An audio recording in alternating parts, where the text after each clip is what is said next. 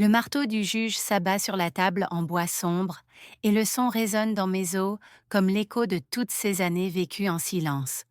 Me voilà, Eleanor Vance, 67 ans, assise dans cette salle d'audience glaciale, mes mains ridées serrant une enveloppe jaune que je garde depuis 13 ans. Mon cœur bat si fort que j'ai peur que tout le monde l'entende. En face de moi se trouve ma fille Valérie, dans son tailleur élégant, et son avocat à la cravate rouge qui me désigne comme si j'étais une criminelle. Ses yeux brûlent d'une rage que je ne comprends pas, ou peut-être que je comprends trop bien. À ses côtés, l'avocat Mark Sullivan parcourt des papiers avec l'assurance de quelqu'un qui croit avoir la vérité de son côté. Votre honneur, dit Valérie, la voix tremblante mais ferme. Ma mère a gardé mes enfants pendant 13 ans sans mon consentement. Cela constitue un enlèvement parental. Je ne l'ai jamais autorisé à les emmener. Ces mots piquent comme des dagues. Enlèvement. Ce mot me transperce la poitrine et se loge là où je garde toutes mes douleurs de mère. Je recule le regard et j'aperçois mes 3 petits-enfants, Arthur, 20 ans, Émilie, 18 ans, et Andrea, 16 ans, assis au troisième rang. Leurs visages sont pâles, perdus, comme s'ils regardaient un film qu'ils ne comprennent pas. Le juge Theodore Mason, un homme aux cheveux gris et au regard fatigué, m'observe par-dessus ses lunettes. Madame Vance, qu'avez-vous à répondre à ces accusations? Mes doigts serrent l'enveloppe. À l'intérieur se trouvaient les preuves d'une vérité que j'ai portée pendant des années, en la protégeant comme un trésor ou comme une blessure qui ne guérit pas. Votre honneur, dis-je, la voix. Je n'ai kidnappé personne. J'ai simplement élevé les enfants que ma fille a abandonnés sur le pas de ma porte. C'est un mensonge, crie Valérie en se levant. Je ne les ai jamais abandonnés. J'avais des problèmes de santé mentale.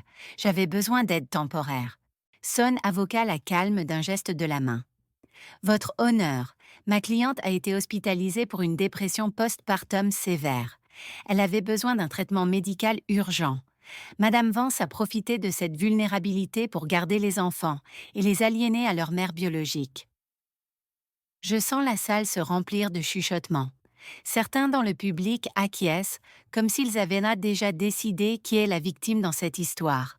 Mais moi, je connais la vérité. Je l'ai vécue jour après jour pendant 13 ans, les matins tôt, les fièvres, les devoirs et les étreintes quand ils pleuraient en demandant leur mère. Madame Vance, dit le juge d'un ton plus doux, je comprends que prendre soin de vos petits-enfants a dû être difficile, mais si la mère biologique demande la garde, avec tout le respect que je vous dois, votre honneur, je l'interromps, la voix plus ferme que je ne l'aurais cru. Il y a des choses que ce tribunal doit savoir avant de prendre une décision. Je lève l'enveloppe jaune et je la tiens bien haut. Le geste est simple, mais je vois les yeux de Valérie s'agrandir, comme saisie par la peur. Ici, j'ai des documents qui vont complètement changer cette discussion. Le juge se penche. Quels documents? Des preuves de ce qui s'est réellement passé il y a 13 ans. Des preuves de la raison pour laquelle ma fille est ici aujourd'hui. Et ce n'est pas par amour maternel. Ma voix tremble légèrement, non de peur, mais d'une émotion que je n'arrive pas à nommer. Valérie devient livide. Maman, s'il te plaît, ne fais pas ça. Faire quoi, ma fille? Dire la vérité? L'avocat Mark Sullivan s'éclaircit la gorge. Votre honneur, Madame Vance tente de détourner l'attention de la question principale. Des documents anciens ne changent pas le fait que ma cliente a des droits légaux sur ses enfants. Au contraire, dis-je en regardant ma fille droit dans les yeux. Ces documents expliquent exactement pourquoi nous sommes ici. Ils expliquent pour moi pourquoi, après 13 ans de silence absolu, sans envoyer un seul dollar pour les dépenses des enfants, sans même appeler à Noël, ma fille apparaît soudain avec un avocat. Le silence dans la salle est lourd comme l'air avant l'orage. J'entends mon cœur, le froissement des papiers que l'avocat mélange nerveusement, la respiration hachée de mes petits-enfants derrière moi. Le juge me regarde fixement. Madame Vance, suggérez-vous qu'il existe des motifs cachés derrière cette plainte? Je ne suggère rien, votre honneur. J'affirme qu'il y en a. Mes yeux croisent ceux de Valérie, et j'y vois la même expression qu'elle avait enfant quand je la surprenais en train de faire une bêtise. Et tout est documenté ici. Maman, murmure Valérie, s'il te plaît, réfléchis à ce que tu fais. J'ai eu 13 ans pour réfléchir, je réponds. 13 ans de nuits blanches quand Arthur avait de la fièvre. 13 ans de réunions d'école où j'étais la seule de la famille. 13 ans à attendre un appel de toi qui n'est jamais venu. Le juge Mason tapote doucement son marteau. Madame Vance, êtes-vous prête à présenter ces documents comme preuve dans cette affaire? Je regarde l'enveloppe entre mes mains. À l'intérieur, il y a les lettres que Valérie m'a écrites, les photos que j'ai gardées, les reçus que j'ai conservés, et autre chose. Quelque chose que même mes petits-enfants ne savent pas que j'ai. Quelque chose qui va tout changer. Oui, votre honneur, je suis prête. Le juge hoche la tête et marque une pause pour consulter son ordre du jour. Très bien, Madame Vance, mais avant d'examiner ces documents, j'aimerais entendre votre récit complet des faits. Racontez-nous ce qui s'est passé il y a 13 ans. Je ferme les yeux un instant et je me transporte à ce jour qui a changé ma vie pour toujours. C'était un mardi pluvieux d'octobre. J'étais dans ma petite cuisine, en train de préparer une tisane à la camomille pour calmer mes nerfs après un rendez-vous médical où l'on venait de confirmer que mon arthrite s'aggravait. Puis j'ai entendu frapper à la porte. Il était presque midi. Je sens ma voix s'adoucir avec le souvenir. Valérie est apparue sur le seuil avec les 3 enfants. Arthur avait 7 ans, Émilie 5 et Andrea à peine 3. Ils étaient sales, leurs vêtements froissés, et les 2 plus petits pleuraient de faim. Je regarde mes petits-enfants. Arthur m'offre un sourire triste, comme s'il se souvenait de fragments de cette journée. Les yeux d'Émilie brillent, et Andrea, ma petite Andrea, se serre contre elle-même comme elle le faisait lorsqu'elle était effrayée. Ma fille est entrée chez moi comme un ouragan, je continue. Elle portait un sac plastique avec quelques vêtements des enfants, tout en vrac, rien de propre. Elle m'a dit « Maman, j'ai besoin que tu les gardes un moment. Ce ne sera que quelques semaines, le temps de régler mes problèmes. » Valérie baisse les yeux. Son avocat lui chuchote quelque chose, mais elle ne répond pas. Je sais qu'elle se souvient aussi clairement que moi. Je lui ai demandé quel problème, si elle avait besoin d'aide financière, s'il s'était passé quelque chose avec le père des enfants, mais elle répétait seulement qu'elle reviendrait bientôt. Elle a donné à chacun un baiser rapide et elle est partie. Les enfants ont couru à la fenêtre en criant « Maman, maman !» Mais elle était déjà montée dans un taxi et elle avait disparu. Le silence dans la salle est total. J'ai l'impression que les respirations ralentissent, comme si tout le monde retenait quelque chose. Cette nuit-là, Arthur m'a demandé quand sa maman reviendrait. Je lui ai dit « bientôt ». Andrea pleurait parce qu'elle voulait son ours en peluche rester chez Valérie. Émilie, ma douce Émilie, m'a aidée à préparer le dîner avec ses petites mains, comme si elle comprenait que c'était désormais ma responsabilité de nous maintenir tous ensemble. Ma voix se brise un peu et je bois une gorgée d'eau du verre que l'agent du tribunal me tend. Les jours ont passé, puis les semaines. Je ne savais pas où Valérie habitait, car elle avait déménagé. Je n'avais pas de téléphone pour la joindre. Les enfants demandaient d'elle tous les jours. Arthur a recommencé à faire pipi au lit la nuit. Émilie a cessé de parler pendant presque un mois, et Andrea, ma petite Andrea, a développé une toux qui ne voulait pas partir. Je vois Valérie se tortiller sur sa chaise. Ses mains tremblent légèrement tandis qu'elle joue avec une bague. J'ai décidé de les inscrire à l'école près de chez moi. J'avais besoin de leurs documents, de leurs actes de naissance. Je suis allée à l'ancienne adresse de Valérie et les voisins m'ont dit qu'elle avait quitté l'appartement sans payer 3 mois de loyer. La propriétaire m'a remis une boîte d'affaires que ma fille l'avait laissée, dont certains papiers des enfants. Le juge Mason prend des notes. Avez-vous essayé de signaler la situation aux autorités? Votre honneur, je pensais que c'était temporaire. Valérie avait déjà eu des problèmes, mais elle n'avait jamais complètement abandonné ses enfants. Je croyais qu'elle allait revenir. Et puis, qu'aurais-je dit? Que ma fille avait laissé ses enfants chez moi et ne revenait pas. À ce moment-là, il n'y avait pas de crime. C'était une mère qui laissait ses enfants à leur grand-mère. Je marque une pause, puis je regarde Valérie droit dans les yeux. Mais les mois sont devenus des années. Arthur a eu 8 ans et il m'a demandé s'il pouvait inviter sa maman à son anniversaire. Je lui ai dit qu'on essaierait de la retrouver. Émilie est entrée au CP, et quand l'enseignante a demandé où étaient ses parents, elle m'a montré et a dit: Voici ma maman, Éléanore. Les larmes menacent, mais je les retiens. Ce n'est pas le moment de pleurer, c'est le moment de se souvenir. Les dépenses ont explosé. Ma pension me suffisait à peine pour moi. Et soudain, je devais nourrir, habiller et éduquer 3 enfants. J'ai vendu des bijoux que j'avais gardés. J'ai pris un travail de ménage le week-end. Une voisine, Madame Elma Jensen, m'a aidée en gardant les petits quand je partais travailler. Le juge lève les yeux en entendant le nom Jensen. Un lien de parenté avec moi? C'est ma sœur, votre honneur, je réponds. Et elle peut témoigner de tout ce que nous avons vécu durant ces premières années. Valérie et son avocat échangent un regard inquiet. Ils ne s'attendaient pas à ça. Quand Andrea a eu 5 ans, nous avons eu une crise. Elle a se attrapé une pneumonie et nous avons dû l'hospitaliser. Les médecins demandaient l'assurance, l'autorisation parentale, des documents que je n'avais pas.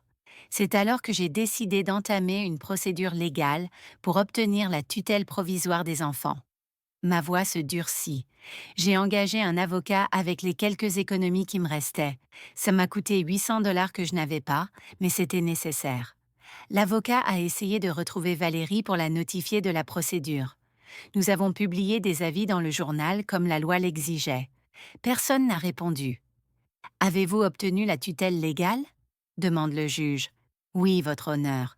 Il y a 10 ans, ce même tribunal m'a accordé la tutelle légale de mes 3 petits-enfants. J'ai tous les documents. Pendant 3 ans, la loi nous a obligés à continuer de chercher la mère biologique. Elle n'est jamais apparue, n'a jamais appelé, n'a jamais envoyé un seul dollar.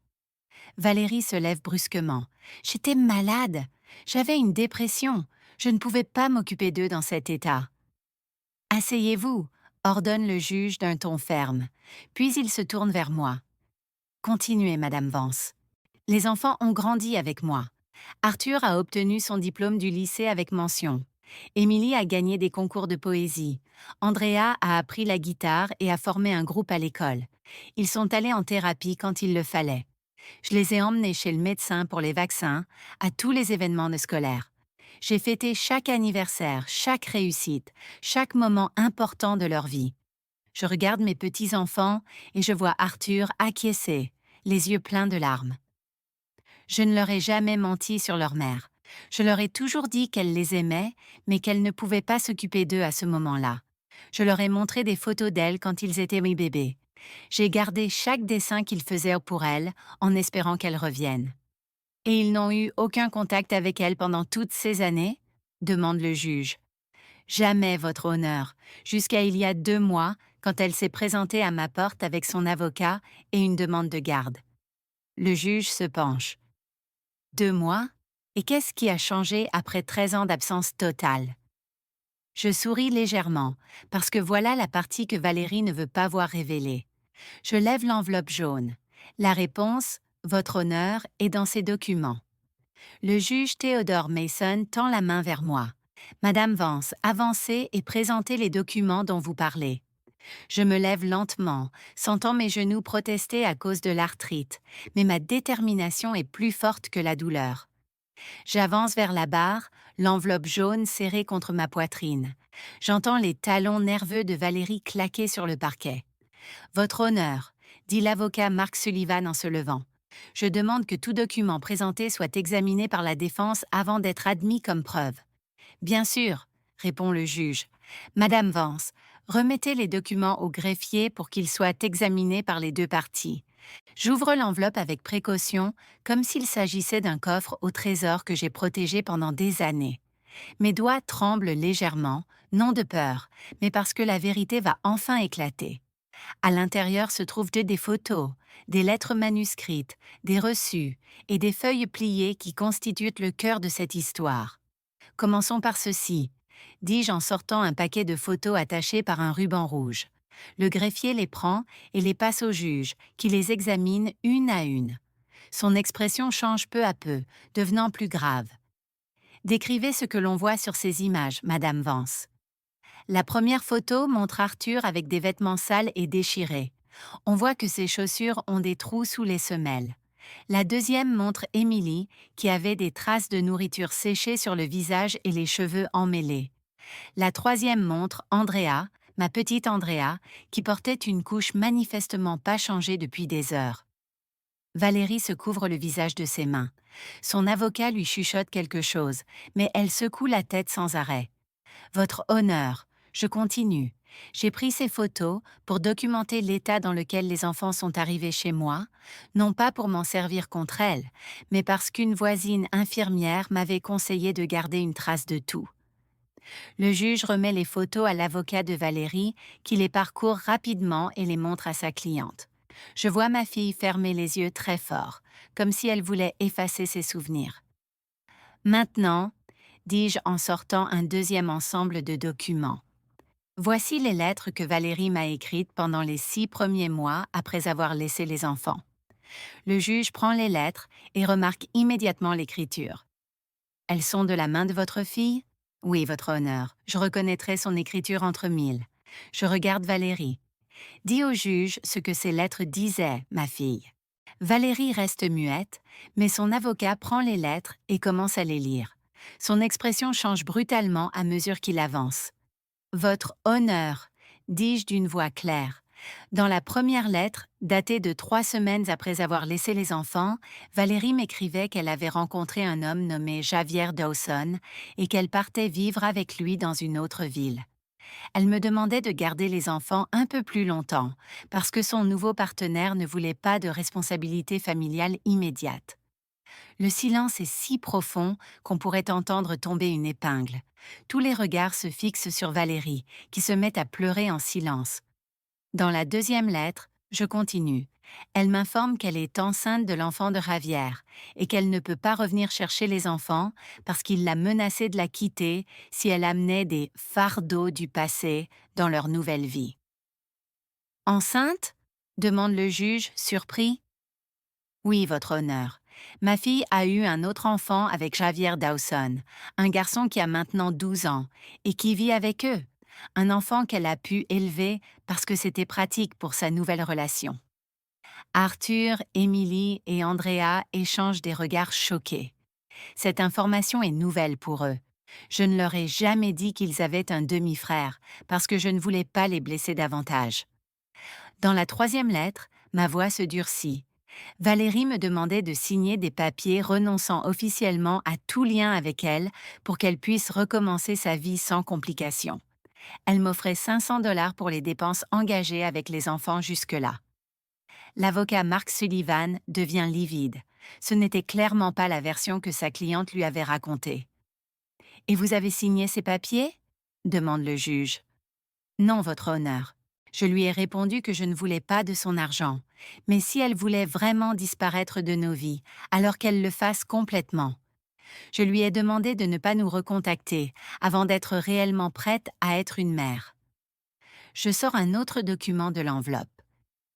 Voici sa réponse, le dernier échange que nous ayons eu en 13 ans. Le juge lit le document et son expression se durcit visiblement. « Madame Vance, pouvez-vous lire à voix haute ce que dit cette lettre ?»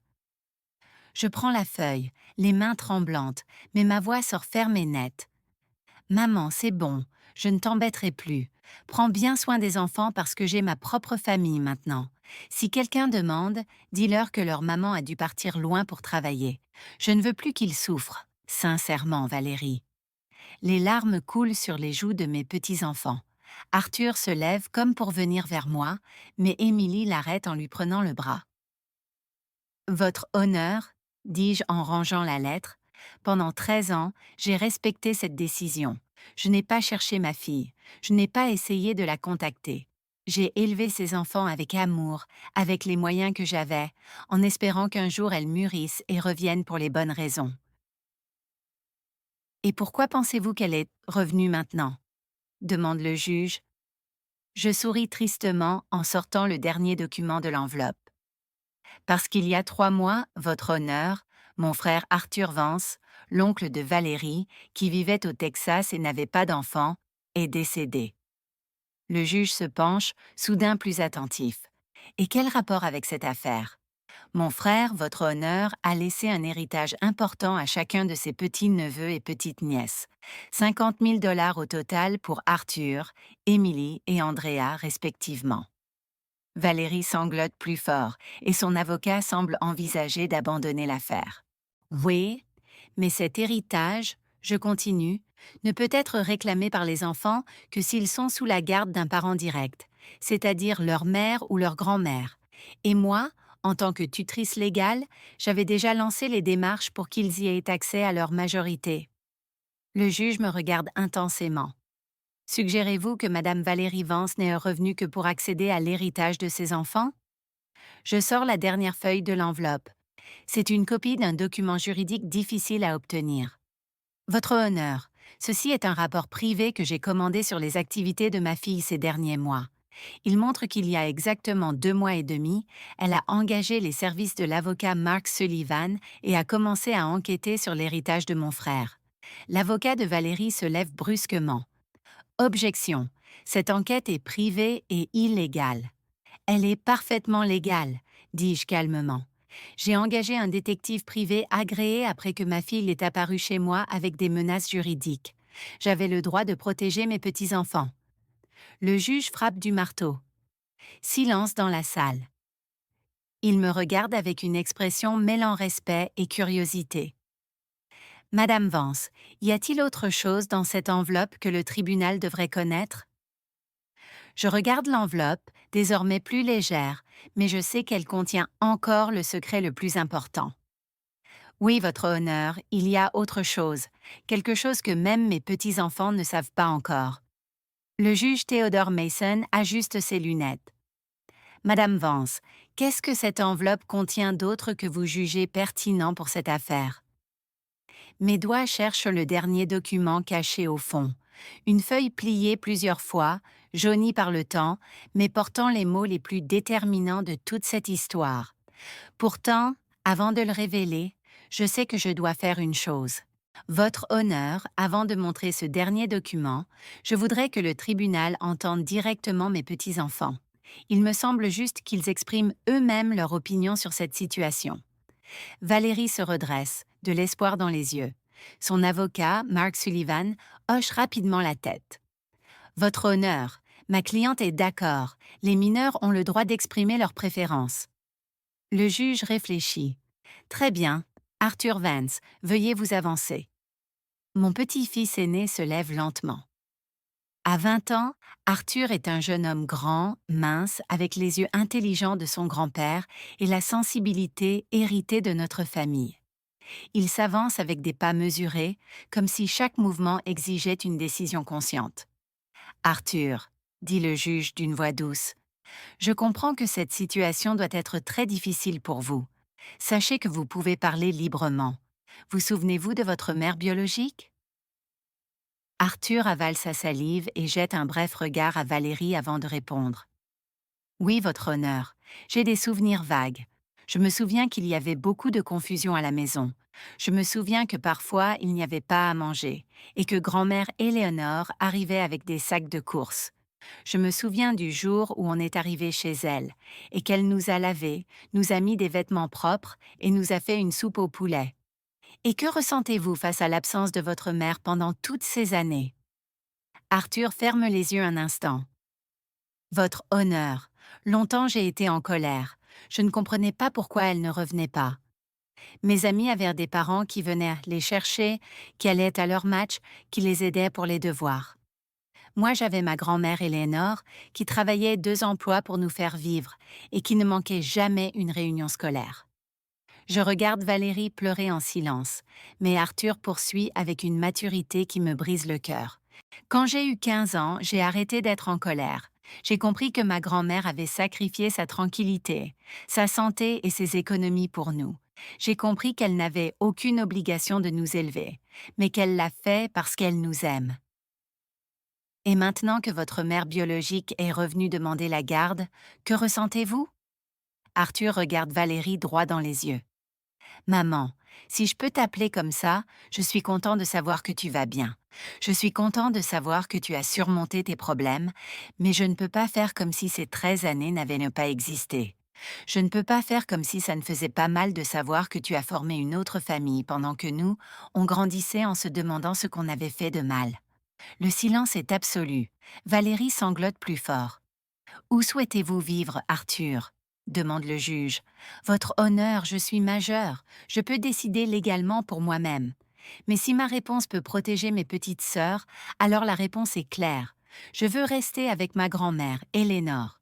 C'est elle qui nous a élevés, qui nous aime sans condition, qui ne nous a jamais abandonnés.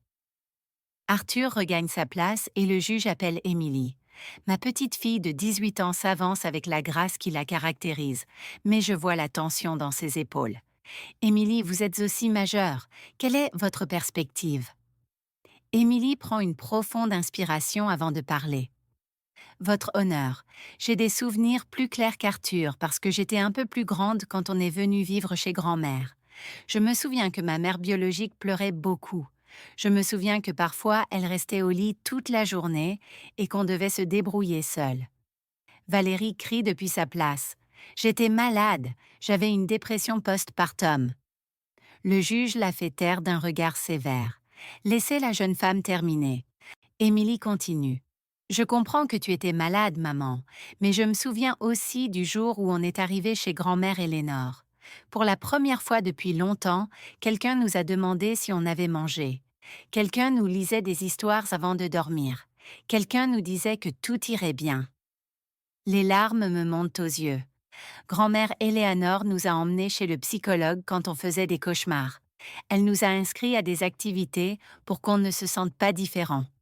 Quand j'ai eu 14 ans et qu'on m'a diagnostiqué un diabète juvénile, elle a appris la nutrition, la mesure de la glycémie, tout ce qu'il fallait pour s'occuper de moi. Le juge prend des notes. Et concernant le choix de vivre avec votre mère biologique ou votre grand-mère? Votre honneur, ma mère biologique est une étrangère pour moi. Je sais qu'on partage le sang, mais ma grand-mère Éléonore a partagé mon enfance, mon adolescence, mes peurs et mes rêves. La décision est facile. Enfin, le juge appelle Andrea. Ma plus jeune petite fille, 16 ans, s'avance avec la détermination qui l'a toujours caractérisée. Elle me ressemble physiquement, mais elle a un esprit rebelle qui me rappelle Valérie lorsqu'elle était jeune. Andrea, vous êtes mineure, mais votre avis est très important pour ce tribunal. Que vous souvenez-vous de votre vie avant de venir chez votre grand-mère? Andrea regarde Valérie avec une expression que je n'arrive pas à lire. Votre honneur, j'étais très petite, mais je me souviens de choses. Je me souviens d'avoir eu faim. Je me souviens de pleurer et que personne ne vienne. Je me souviens de l'odeur de la maison, une odeur de tristesse et d'abandon. Valérie se replie sur elle-même comme si les mots de sa fille la frappaient physiquement. Mais je me souviens aussi, poursuit Andrea, du premier jour chez grand-mère Éléonore. Je me souviens qu'elle m'a donné un bain chaud et m'a mis un pyjama propre qui sentait l'adoucissant. Je me souviens du lait chaud au miel avant de dormir et qu'elle m'a chanté une berceuse. Souhaiteriez-vous connaître davantage votre mère biologique? Demande le juge. Andrea réfléchit un instant. Votre honneur, je ne vais pas mentir. Je suis curieuse de rencontrer la femme qui m'a donné la vie, mais j'ai peur. Peur qu'elle reparte. Peur que ses promesses soient comme celles d'il y a 13 ans. Et où vous sentez-vous le plus en sécurité? Avec ma grand-mère Éléonore, votre honneur. Elle ne m'a jamais laissé tomber, jamais menti. Quand je lui demandais pourquoi ma mère était partie, elle n'inventait pas de jolies histoires. Elle me disait la vérité. Parfois les adultes prenaient des décisions difficiles, et elle m'aimait assez pour rester. Andrea retourne s'asseoir, et le juge se tourne de nouveau vers moi. Madame Vance, vos petits-enfants ont été très clairs sur leurs préférences. Y a-t-il autre chose que le tribunal doit savoir avant de statuer? Je regarde l'enveloppe jaune dans mes mains, puis je regarde mes 3 petits-enfants. Ils ont été courageux. Maintenant, c'est à moi de l'être. Oui, votre honneur, il y a autre chose. Quelque chose qui va complètement changer la perspective de cette affaire. Je sors le dernier document de l'enveloppe. Une feuille que j'ai pliée et dépliée tant de fois que les plis sont définitifs. C'est un document que j'ai trouvé il y a 2 ans parmi les affaires que Valérie a abandonnées dans son appartement. Un document qu'elle a elle-même écrit et signé. Valérie pâlit comme un fantôme. Son avocat se penche vers elle, mais ma fille secoue la tête encore et encore.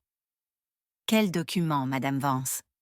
Une renonciation volontaire aux droits parentaux, votre honneur, rédigée de la main de ma fille, signée et datée 3 jours après qu'elle m'a laissé les enfants. Le juge Theodore Mason se lève brusquement, sa curiosité professionnelle se transformant en choc absolu. Une renonciation volontaire aux droits parentaux. Madame Vance, êtes-vous sûre de ce que vous dites? Tout à fait sûre, votre honneur. Je tends le document au greffier. Cette feuille était parmi les affaires que Valérie a abandonnées. La propriétaire me l'a remise avec des photos et d'autres documents personnels laissés derrière elle. Valérie chancelle sur sa chaise, comme prête à s'évanouir. Son avocat, Mark Sullivan, prend le document avec les mains tremblantes et perd toute couleur en le lisant. Ce n'est pas possible, murmure-t-il. Lisez-le à voix haute, ordonne le juge. L'avocat s'éclaircit la gorge et commence à lire d'une voix étranglée. Je sous-signais, Valérie Vance, âgée de 26 ans, renonce volontairement à tous mes droits en tant que mère d'Arthur Vance, âgé de 7 ans, d'Émilie Vance, âgée de 5 ans, et d'Andrea Vance, âgée de 3 ans. Je reconnais ne pas avoir la capacité émotionnelle, économique ou psychologique de les élever correctement. Le silence est si profond qu'on entend la respiration agitée de chacun. Mes petits-enfants se regardent, perdus et meurtris. Continuez, dit le juge d'une voix grave. J'autorise pleinement ma mère, Eleanor Vance, à prendre toutes les décisions légales, médicales et éducatives concernant mes enfants. Je renonce à tout droit de visite, de contact ou de revendication future. Cette décision est définitive et irrévocable. Signé Valérie Vance, daté du 15 octobre 2011. Valérie éclate en sanglots hystériques. J'étais folle, je ne savais pas ce que j'écrivais. J'étais mentalement malade. Le juge frappe du marteau à répétition. Silence. Puis il me regarde. Madame Vance, avez-vous des témoins attestant que ce document a été rédigé volontairement par votre fille? Oui, votre honneur. La propriétaire de l'immeuble où Valérie vivait, Madame Paula Sterling, peut témoigner que ma fille lui a demandé du papier et un stylo pour écrire une lettre importante 3 jours après avoir laissé les enfants. Elle peut également confirmer que Valérie était consciente et cohérente durant ces jours-là. L'avocat Mark Sullivan chuchote frénétiquement à sa cliente, mais Valérie continue de sangloter. De plus, je poursuis. Il y a autre chose que le tribunal doit savoir, quelque chose que je n'ai découvert qu'il y a 2 semaines et qui explique pourquoi ma fille est revenue précisément maintenant. Tous les regards se tournent vers moi. La tension monte. Votre honneur, j'ai engagé le détective privé non seulement pour connaître les mouvements récents de ma fille, mais aussi pour comprendre complètement sa situation actuelle. Ce que nous avons découvert est révélateur. Je sors un petit dossier de mon sac. Valérie et son partenaire Javier Dawson traversent une grave crise financière. Il y a 6 mois, Javier a perdu son emploi. Il y a 4 mois, ils ont reçu un avis d'expulsion. Il y a 3 mois, exactement au moment où ils ont appris l'existence de l'héritage de mon frère, ils ont entamé les démarches pour obtenir la garde de mes petits-enfants. Valérie lève la tête, les yeux rouges. « Maman, s'il te plaît, laisse-moi finir, ma fille. » Ma voix est ferme, mais pas cruelle. Le détective a aussi découvert que vous vivez à crédit et à coût d'emprunt. Vous devez plus de 30 000 $ de dettes cumulées. Le juge examine les documents. Et vous pensez que l'héritage de vos petits-enfants est la solution à leurs problèmes? Je ne le pense pas, votre honneur, je le sais. Je regarde Valérie droit dans les yeux. Parce qu'il y a 1 semaine, ma fille m'a appelée pour la première fois en 13 ans. Un frisson parcourt la salle.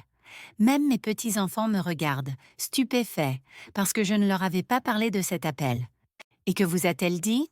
demande le juge. Elle m'a dit qu'elle avait mûri, qu'elle avait surmonté ses problèmes et qu'elle voulait récupérer ses enfants. Quand je lui ai demandé pourquoi maintenant, après si longtemps, elle a dit qu'elle économisait pour leur offrir une meilleure vie. Je marque une pause. Ensuite, je lui ai parlé de l'héritage de mon frère. Il y a eu un long silence, puis elle a dit « Maman, cet argent appartient à mes enfants. Je veux juste m'assurer qu'ils le reçoivent au bon moment. » Et qu'avez-vous répondu? Je lui ai dit que ses enfants y avaient déjà accès via moi, leur tutrice légale, et que l'argent était en sécurité dans un fonds jusqu'à leurs 21 ans. C'est là que son ton a changé complètement. Valérie se couvre le visage. Elle m'a dit qu'en tant que mère biologique, elle avait plus le droit de gérer cet héritage que moi. Elle m'a dit qu'elle avait consulté un avocat et qu'elle pouvait se battre pour la garde. Elle m'a menacée, votre honneur. Le juge se penche. De quelle manière? Elle m'a dit que si je ne transférais pas volontairement la garde et le contrôle de l'héritage, elle m'accuserait d'enlèvement. Elle a dit qu'elle avait des témoins qui attesteraient que je les avais volontairement éloignés d'elle. Elle a dit qu'un juge favoriserait toujours une mère biologique plutôt qu'une grand-mère. Arthur se lève brusquement. Mamie, pourquoi tu ne nous as pas dit qu'elle t'avait menacée? Parce que je ne voulais pas que vous vous inquiétiez davantage. Je réponds doucement. Et parce que je savais que la vérité sortirait au bon moment.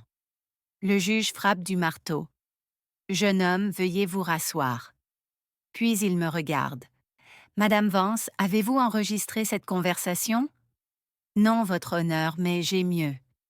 Je souris légèrement. Après cet appel, ma fille m'a envoyé plusieurs messages où elle répétait ses menaces. Des messages enregistrés sur mon téléphone, imprimés pour le tribunal. Je sors les impressions et les remets au greffier. Le juge les lit en silence, le visage se durcissant à chaque ligne.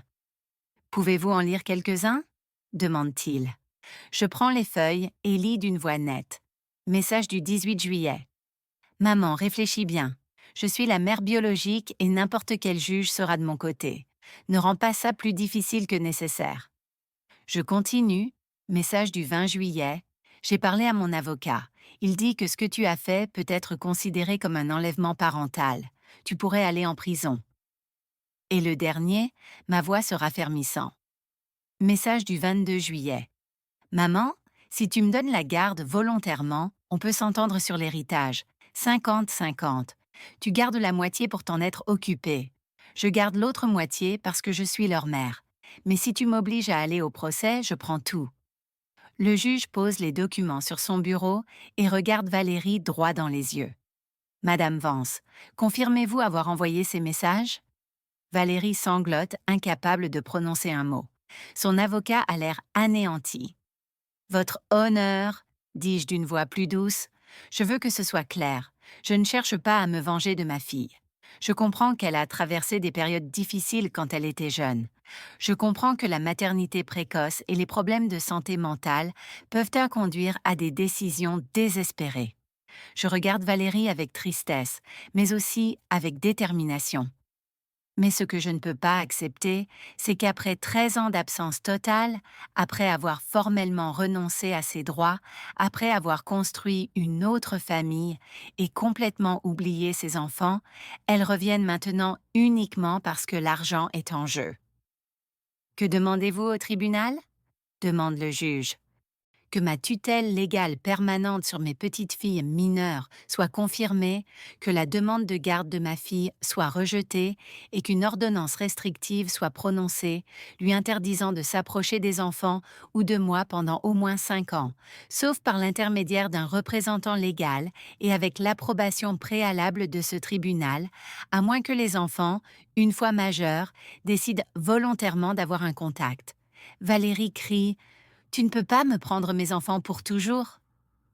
Je me tourne vers elle, partagée entre douleur et fermeté.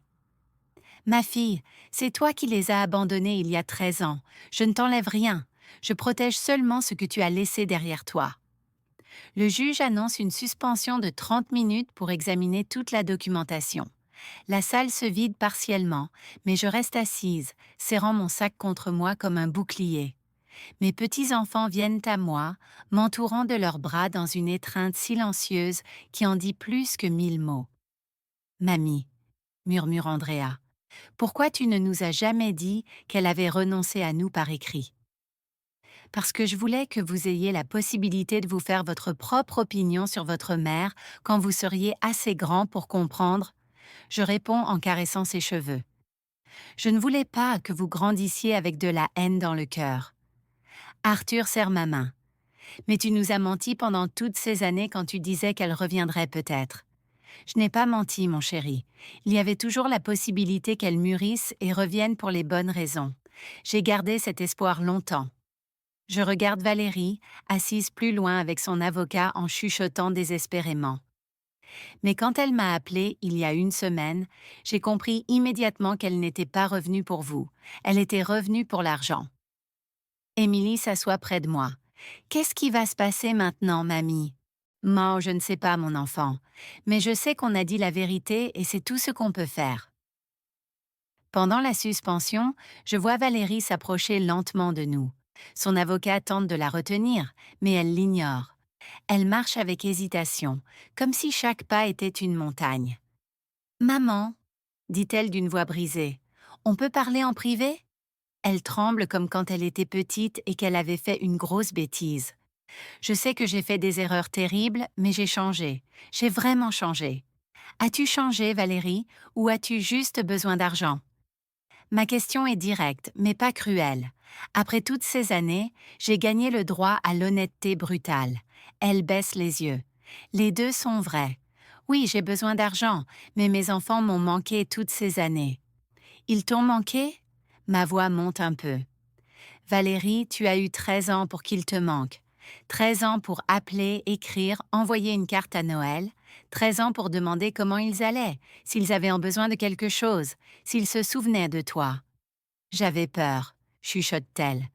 J'avais peur qu'ils me détestent pour les avoir abandonnés. Alors pourquoi maintenant?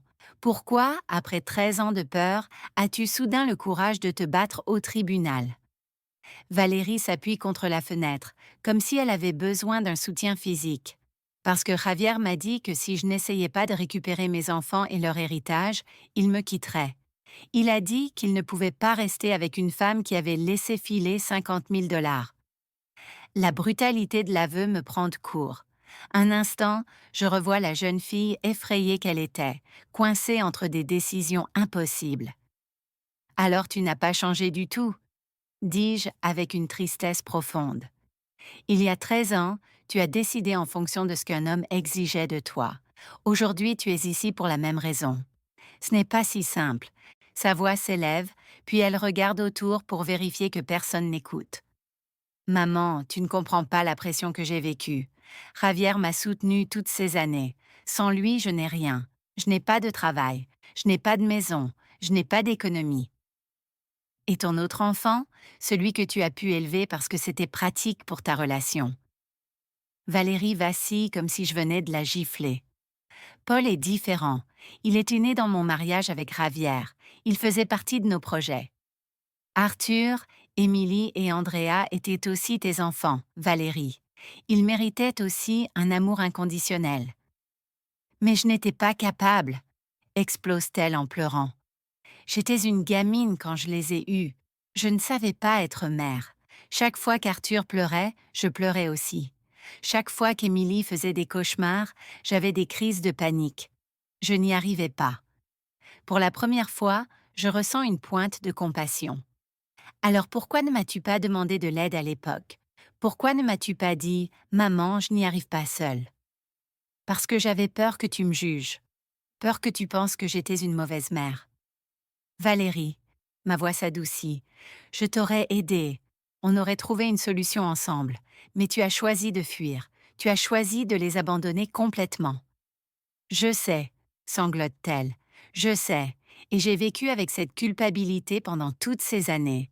Mais maman, maintenant je peux leur offrir mieux. Avec l'héritage, je peux leur donner une vie que je ne pouvais pas leur donner avant. Avec l'héritage, Valérie, écoute-toi, ce n'est pas une question d'argent, c'est une question de 13 ans d'absence, de ce papier où tu as renoncé à eux, de ta nouvelle famille, de ton oubli. Valérie se redresse et je vois une étincelle de calcul revenir. Maman, légalement, je suis toujours leur mère biologique. Ce papier n'a pas été notarié. Il n'a pas été présenté devant un juge. Techniquement, il n'a pas pleine valeur juridique. Et voilà, la vraie Valérie réapparaît, froide et manipulatrice. Donc ce n'était jamais pour récupérer tes enfants, c'est pour gagner un procès afin d'accéder à l'argent. C'est les deux, insiste-t-elle. On peut trouver un accord. Je prends les enfants et toi tu pourras les voir quand tu veux. On peut partager la responsabilité et l'héritage. On peut le diviser équitablement. Tu as dépensé de l'argent toutes ces années. C'est juste que tu sois compensé. Compensé? Le mot sort de ma bouche comme du poison. Valérie, tu crois que j'ai élevé ces enfants en attendant une récompense? Tu crois que je les ai emmenés chez le médecin parce que j'espérais qu'on me paierait? Tu crois que je suis restée éveillée la nuit parce que je voulais de l'argent en retour? Arrête, arrête! Valérie se bouche les oreilles comme une enfant qui refuse d'entendre. Et je n'arrêterai pas, Valérie, parce que c'est ce que tu dois entendre. Je n'ai pas élevé ces enfants comme un investissement. Je les ai élevés parce que je les aime, parce qu'ils sont mon sang, parce que quand tu les as abandonnés, quelqu'un devait les aimer sans condition. Valérie baisse les mains et me regarde avec un air que je n'avais pas vu depuis longtemps, celui de l'adolescente qui comprend qu'elle a commis une faute grave.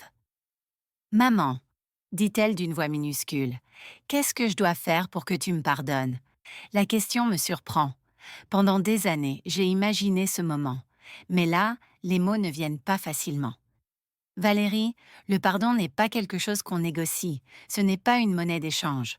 Le pardon, on le donne parce qu'on choisit de se libérer du ressentiment. Alors, tu me pardonnes? Je la regarde, cette femme de 39 ans qui cherche encore l'approbation de sa mère. Je ressens un mélange complexe d'amour, de déception, de tristesse et d'espoir. Je te pardonne d'avoir été une enfant effrayée qui ne savait pas être mère. Je te pardonne d'avoir pris des décisions désespérées quand tu étais dépassée. Je te pardonne d'avoir fui quand le poids était trop lourd. Valérie sourit, pleine d'espoir, mais je poursuis. Mais je ne peux pas te pardonner d'être revenue seulement quand l'argent est entré en jeu. Je ne peux pas te pardonner de m'avoir menacée de prison. Et je ne peux pas te laisser faire du mal à ces enfants une seconde fois. Son sourire s'effondre. Donc il n'y a rien que je puisse faire. Si, il y a quelque chose. Tu peux retourner à ta vie, travailler sur tes problèmes, et quand tu auras vraiment mûri, quand tu pourras offrir un amour sincère sans rien attendre en retour, alors peut-être que tes enfants décideront eux-mêmes s'ils veulent te connaître. Et l'héritage appartient à eux, Valérie, et je m'assurerai qu'ils le reçoivent quand ils seront prêts à le gérer. Un agent du tribunal apparaît. La suspension est terminée. En revenant dans la salle, Valérie me prend le bras. Maman, une dernière question. Si je retire la plainte maintenant, est-ce que tu me laisseras voir les enfants parfois, avec des visites supervisées? Je m'arrête et je la regarde droit dans les yeux. Cette décision ne dépend pas de moi, Valérie. Elle dépend d'eux. S'ils veulent te rencontrer, je respecterai leur choix, mais je ne les y pousserai pas. Nous entrons. Le juge nous attend. Je sais que les prochaines minutes décideront de l'avenir de notre famille. Le juge Theodore Mason reprend place. La salle se remplit à nouveau de tension. Valérie et son avocat retournent à leur table, mais quelque chose a changé. Elle paraît plus petite, comme vidée. Mesdames et messieurs, commence le juge d'une voix solennelle. J'ai eu le temps de consulter toute la documentation présentée, et je dois dire que cette affaire contient des éléments très troublants qui dépassent largement un simple conflit de garde. Il fixe Valérie. Madame Vance, après examen de la renonciation rédigée de votre main, des messages de menaces adressés à votre mère et de l'abandon documenté sur 13 ans, j'ai des questions très sérieuses. Valérie se lève, tremblante. Confirmez-vous avoir rédigé volontairement la renonciation datée du 15 octobre 2011? Votre honneur, intervient Mark Sullivan, ma cliente traversait alors une crise psychiatrique sévère. Elle ne peut pas être tenue responsable de décisions prises dans cet état. Maître Sullivan, répond le juge, j'ai consulté les rapports médicaux que vous avez produits. Ils indiquent que votre cliente a été sortie de traitement psychiatrique 2 mois avant la rédaction de cette renonciation. Le médecin certifie qu'elle était mentalement stable et ne présentait aucun danger. Valérie chancelle, son avocat l'aide à se rasseoir. De plus, poursuit le juge, j'ai vérifié les registres publics. Madame Valérie Vance a épousé légalement Monsieur Javier Dawson le 20 décembre 2011, 2 mois après la renonciation. Expliquez-moi comment une personne incapable de décider pour ses enfants serait en même temps capable de se marier légalement. Le silence est total. Votre honneur, dit Valérie d'une voix brisée. Je voulais juste recommencer. Je croyais que ce serait mieux pour tout le monde. Mieux pour tout le monde ou mieux pour vous? Demande le juge, tranchant. Valérie éclate en larmes, incapable de répondre. J'ai aussi examiné les dossiers scolaires de votre fils Paul, né en 2012, continue le juge. Les documents montrent que vous avez été une mère présente et active. Réunions, événements, stabilité. Cela démontre que vous aviez la capacité d'être mère, mais que vous avez choisi de n'exercer cette capacité que pour l'enfant qui vous convenait. Chaque phrase du juge s'abat comme un marteau sur les espoirs de Valérie. Et le plus inquiétant, ajoute-t-il en brandissant les messages, ce sont ces menaces explicites. Menacer par de fausses accusations d'enlèvement n'est pas seulement moralement odieux, cela relève de l'extorsion, un crime grave. Mark Sullivan se lève, désespéré. Votre honneur, je demande une suspension pour envisager le retrait de la plainte. Maître Sullivan, répond le juge. Au vu des preuves, en particulier les menaces d'extorsion, j'ai l'obligation de transmettre ce dossier au procureur pour évaluer d'éventuelles poursuites. Valérie hurle. Non, s'il vous plaît, je voulais juste récupérer mes enfants. Madame Vance, tranche le juge. Vous ne vouliez pas récupérer vos enfants, vous vouliez récupérer l'héritage. Les preuves sont accablantes. Il se tourne vers moi. Madame Eleanor Vance, souhaitez-vous déposer plainte pour extorsion contre votre fille? La question me frappe. Je n'avais jamais imaginé devoir décider d'envoyer ma propre fille en prison. Je regarde Valérie, son regard suppliant. Puis je regarde mes petits-enfants. Enfin, je cherche la réponse en moi, et elle me surprend.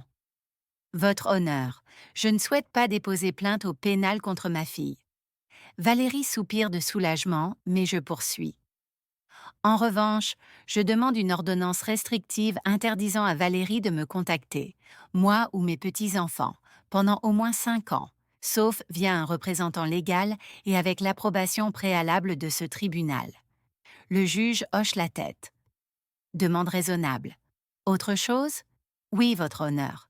Je demande qu'il soit inscrit au dossier public que Madame Valérie Vance a volontairement renoncé à tous ses droits parentaux sur Arthur, Émilie et Andrea Vance le 15 octobre 2011 et que toute tentative future de revendication soit considérée comme abusive et sans fondement. Accordé, dit le juge. Valérie se lève, vacillante. Maman, s'il te plaît, ne fais pas ça. Ne me prends pas mes enfants pour toujours. Je la regarde, la voix douce mais inébranlable. Valérie, je ne te prends rien. Tu les as laissés partir il y a 13 ans. Tu as écrit cette renonciation. Tu as choisi une autre famille. Je protège seulement ce que tu as abandonné.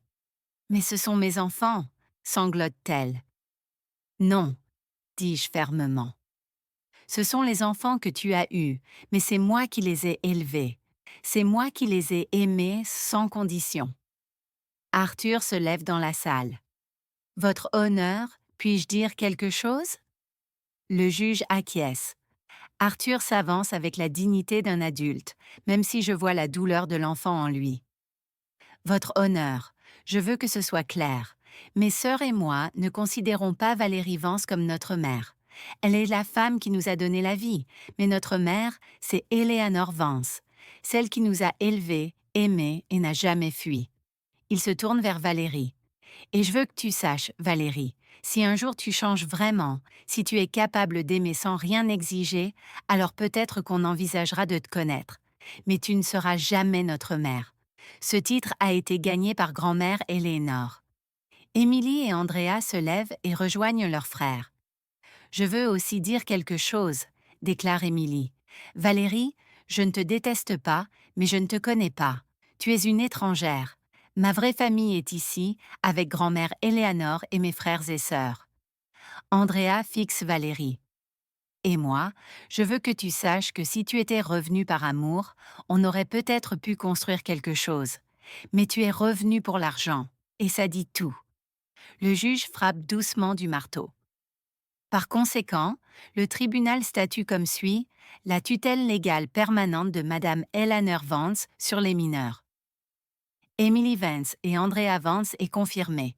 Une ordonnance restrictive de 5 ans est prononcée contre Madame Valérie Vance. La demande de garde est rejetée et il lui est interdit de déposer une demande similaire à l'avenir sans éléments nouveaux substantiels. Valérie s'effondre, soutenue par son avocat. Maman, murmure-t-elle, est-ce que tu pourras un jour me pardonner complètement?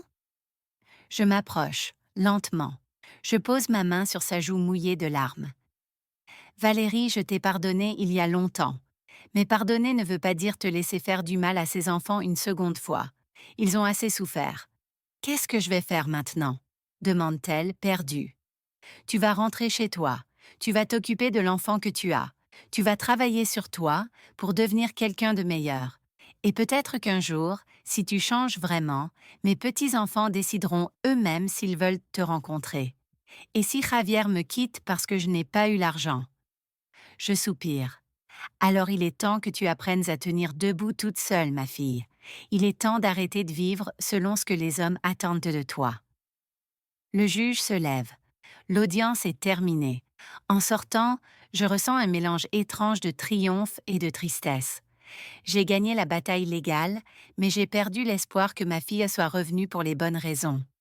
Pourtant, quand mes petits-enfants m'entourent dans le couloir du tribunal, je sais que j'ai fait ce qu'il fallait. Parfois, aimer signifie protéger ceux qu'on aime, même si cela fait mal à ceux qu'on aime aussi. 3 mois après le procès, je suis assise dans ma petite cuisine, regardant Andrea répéter sa guitare pour son récital. La lumière du soir traverse la fenêtre et illumine son visage concentré, si semblable au mien à son âge. Arthur est à l'université, en ingénierie, grâce à une bourse obtenue de haute lutte. Émilie travaille à temps partiel dans une librairie tout en terminant le lycée. La vie a retrouvé son rythme, mais différemment, plus paisiblement. Il n'y a plus cette tension permanente, plus ces nuits à craindre qu'on vienne les arracher. L'ordonnance restrictive nous a donné la paix dont nous avions besoin. On sonne. J'ouvre. C'est Madame Elma, ma voisine et la sœur du juge, avec un plateau de tamal tout juste fait. Éléonore, regarde ce que je t'ai apporté, dit-elle avec son sourire maternel. Je sais que tu travailles dur et je me suis dit que ça te ferait du bien. Merci, Elma. Entre, prenons un café.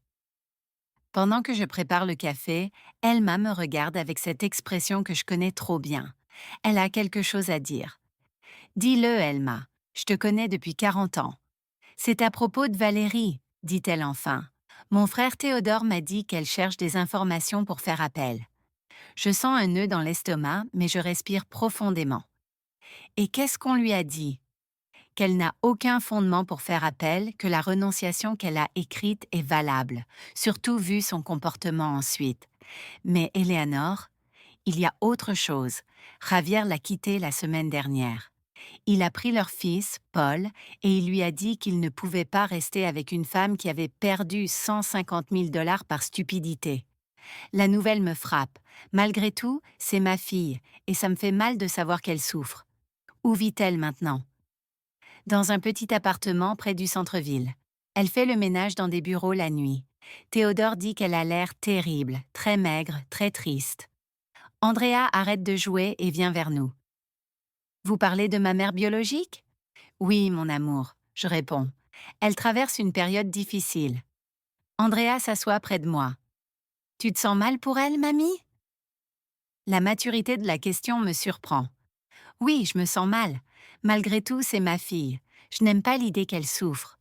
Mais ça ne veut pas dire qu'on a eu tort de se défendre, hein? Je souris et je caresse ses cheveux. Non, mon amour. Parfois, il faut prendre des décisions difficiles. On peut ressentir de la compassion et, en même temps, se protéger. Elma ajoute doucement. Éléonore, il y a encore une chose. Valérie demande des nouvelles des enfants. Elle n'a pas violé l'ordonnance, mais elle demande aux voisins comment ils vont, s'ils vont bien à l'école, s'ils ont besoin de quelque chose. Tu crois qu'elle prépare quelque chose? Demandai-je, inquiète. Je ne sais pas, mais Théodore voulait que tu sois au courant. Cette nuit-là, quand Andrea s'endort, je reste éveillée à penser à Valérie. Je l'imagine seule, dans ce petit appartement, sans son compagnon, sans son fils, sans emploi stable. Je l'imagine avec ses regrets, sa solitude, sa panique. Le lendemain, je prends une décision qui me surprend moi-même. Je vais au supermarché et j'achète de quoi manger pour une semaine. Riz, haricots, poulet, légumes, pain, lait. Je remplis des sacs et je conduis jusqu'à l'adresse qu'Elma m'a donnée. L'immeuble est vieux, délabré. Je monte au troisième étage et je frappe à la porte du 3B. J'entends des pas lents, puis la voix de Valérie. Qui est là? C'est moi, Valérie, ta mère. Long silence, puis des verrous qui s'ouvrent. La porte s'entr'ouvre et je vois ma fille. Elma avait raison. Elle a maigri, elle a des cernes profonds et ses vêtements sont propres mais usés. Maman, murmure-t-elle comme si elle n'y croyait pas. Qu'est-ce que. Qu'est-ce que tu fais ici? Je t'ai apporté des choses, dis-je en soulevant les sacs. Je peux entrer? Elle s'écarte, je rentre. L'appartement est petit mais propre. Un vieux canapé, une table de cuisine avec 2 chaises, une petite télévision. Sur la table, des factures impayées en pile. Pourquoi? Demande-t-elle pendant que je pose les sacs dans la cuisine. Parce que tu es ma fille, je réponds simplement. Parce que malgré tout, je ne peux pas te regarder avoir faim. Valérie s'effondre sur le canapé et éclate en larmes. Maman, j'ai tout perdu. Javier a pris Paul. Il m'a dit que j'étais une ratée, que j'avais eu l'occasion d'avoir de l'argent facile et que j'avais tout gâché en étant sentimentale. Je m'assois près d'elle. Et qu'est-ce que tu lui as répondu? Rien, je n'ai rien dit parce qu'il avait raison. Je suis une ratée. J'ai perdu mes premiers enfants. J'ai perdu l'héritage. J'ai perdu Paul. J'ai perdu ma maison. Valérie, dis-je d'une voix douce mais ferme, tu n'as pas perdu tes premiers enfants. Tu les as abandonnés. Ce n'est pas la même chose. Elle me regarde, les yeux gonflés.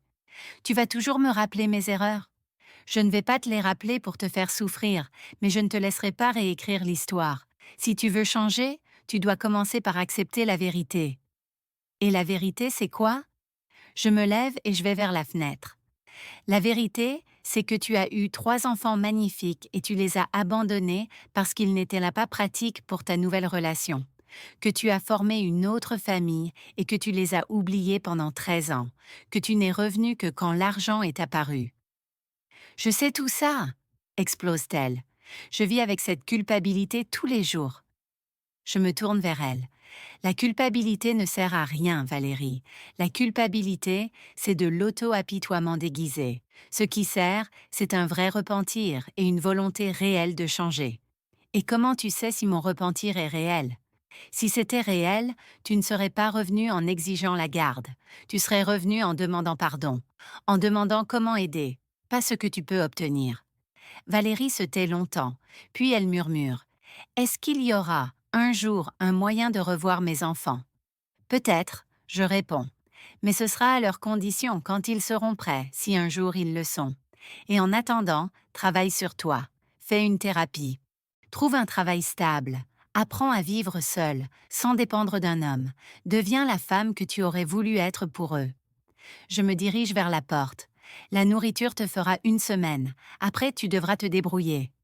Tu reviendras me voir? Demande-t-elle d'une petite voix. Je ne sais pas, Valérie. Ça dépendra de toi, des décisions que tu prendras à partir d'aujourd'hui. Je repars avec un sentiment étrange. Je ne sais pas si c'était la bonne décision, mais je sais que je ne pouvais pas laisser ma fille mourir de faim. En rentrant, Arthur est dans la cuisine, en train d'étudier. Il lève les yeux. Mamie, tu étais où? Je te cherchais. Je suis allée voir ta mère biologique. Je lui dis franchement. Son visage se ferme. Pourquoi?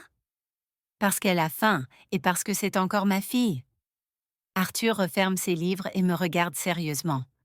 Mamie, j'espère que ça ne veut pas dire que tu vas la laisser revenir dans nos vies. Non, mon amour, ça veut dire que je suis capable d'avoir de la compassion sans mettre notre sécurité en danger. Il hoche la tête lentement. Tu crois qu'elle changera vraiment un jour? Je ne sais pas, je réponds, mais si elle change, ce sera parce qu'elle l'aura décidé, pas parce qu'on l'aura sauvée encore une fois. Cette nuit-là, en me préparant à dormir, je pense à tout ce que cette histoire nous a appris. Parfois, l'amour le plus vrai est celui qui pose des limites. Parfois, protéger ceux qu'on aime signifie dire non à ceux qu'on aime aussi. Et parfois, la justice n'est pas la vengeance. La justice, c'est laisser les conséquences naturelles des décisions s'accomplir pendant qu'on choisit l'amour plutôt que le ressentiment.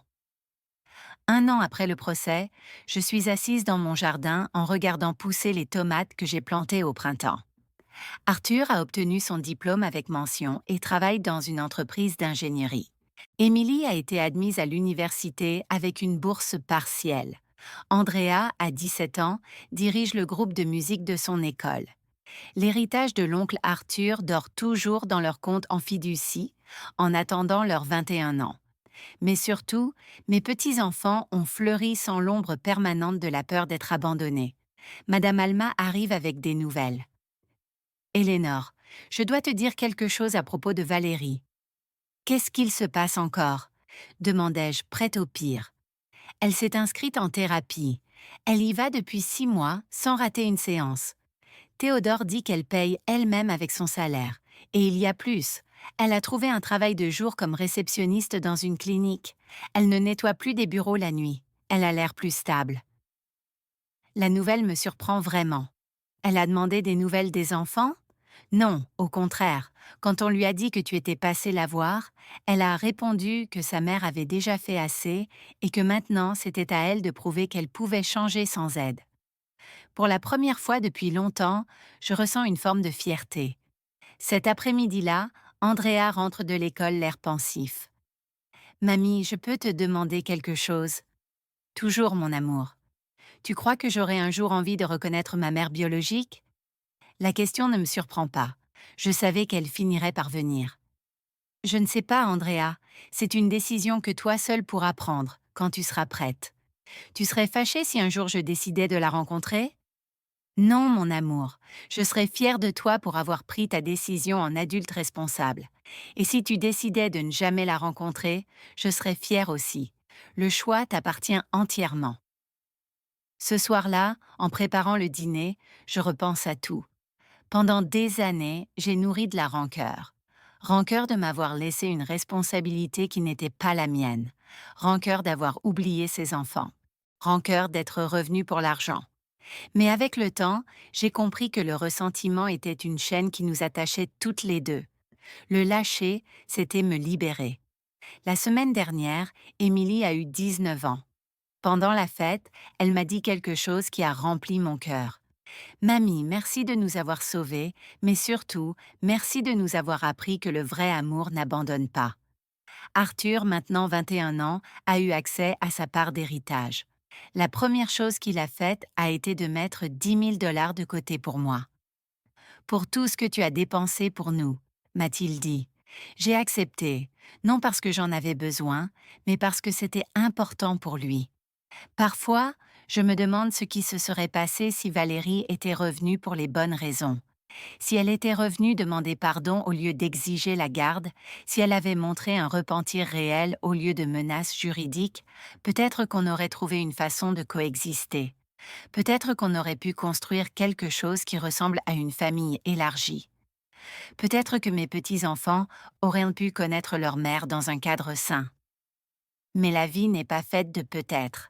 Elle est si faite des décisions qu'on prend avec ce qu'on sait au moment où on les prend. Moi, j'ai choisi de protéger 3 enfants abandonnés. J'ai choisi de les aimer sans condition quand leur propre mère ne le pouvait pas. J'ai choisi de sacrifier ma tranquillité et mes ressources pour leur donner de la stabilité.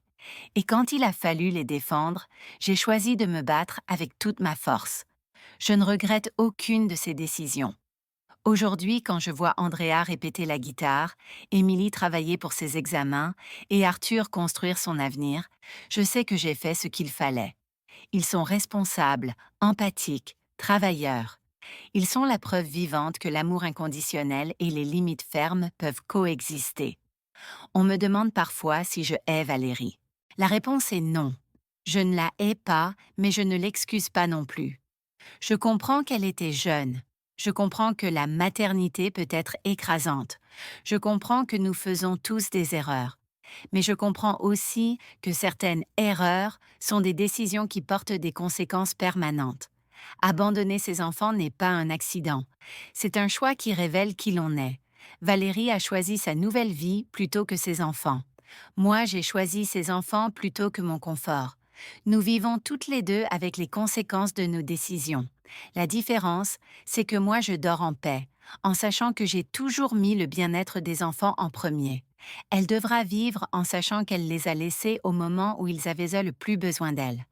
S'il y a une leçon, c'est que la justice ne vient pas toujours sous forme de punition.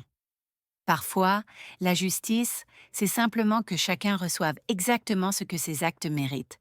Je mérite l'amour inconditionnel de mes petits-enfants parce que je leur ai donné un amour inconditionnel pendant 13 ans.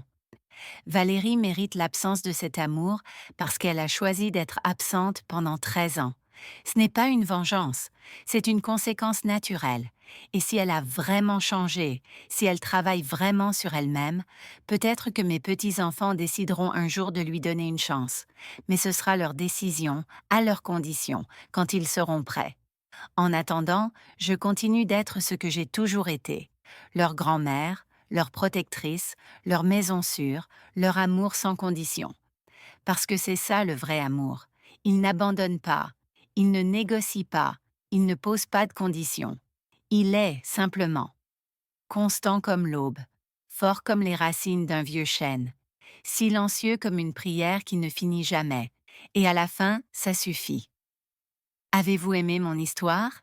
Et depuis quelle ville m'écoutez-vous? Retrouvons-nous dans les commentaires. N'oubliez pas de vous abonner. À bientôt dans la prochaine histoire de vie, avec amour et respect.